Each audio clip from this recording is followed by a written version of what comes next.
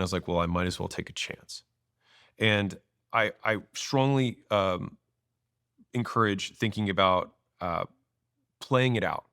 And so what I mean by that is like, I think fear exists in the vague, not in the specific. And so when you say, I'm going to quit my job, and then what if this doesn't work? I'm going to failure, tons of fear. If I say, I'm going to quit my job and then I'm going to try and start a business. And if the business doesn't work, I'll probably have a compelling story that I could tell for business school if I wanted to show that I had some entrepreneurial slant.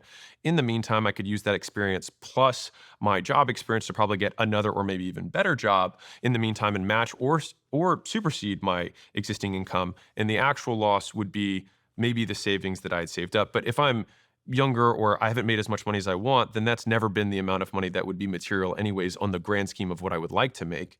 And in terms of living situation, I will, worst case, go back to my parents' house with my tail between my legs or sleep at a friend's couch because I have enough people that would be willing to put me up in a garage if I had to.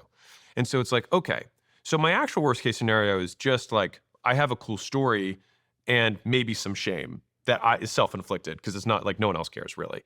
But it's self-inflicted shame and maybe a detour or a different story that I have to tell later on in my career. Not as much fear there, right? But like the first one, like I'll fail, everyone will hate me, and I'll die. The first one sounded like it was written by your like amygdala, like the fear center. And the second one was pure like prefrontal cortex. It was all logic. Yeah, And I'm wondering, as you're going into that decision, obviously fear is going to lead it. So of yeah, course you're going to go for option one, where you just yeah, think about the downside. yeah. Maybe there's a practice that allows you to get into your prefrontal cortex, into logic. I think so I think you nailed it and said it way better than I did.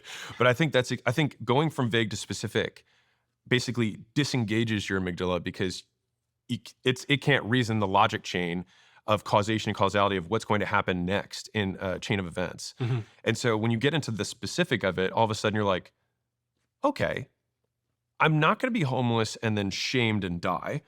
Um, I might live in inferior living conditions for a short period, which, by the way, when you're later on in your life, you'll look back and think of as the good old days because I can't believe I was couch surfing, I was pursuing my dreams, right? It's only like in the moment that it feels bad. When you look back, like even I find this hilarious, like how long after you do something embarrassing is it funny?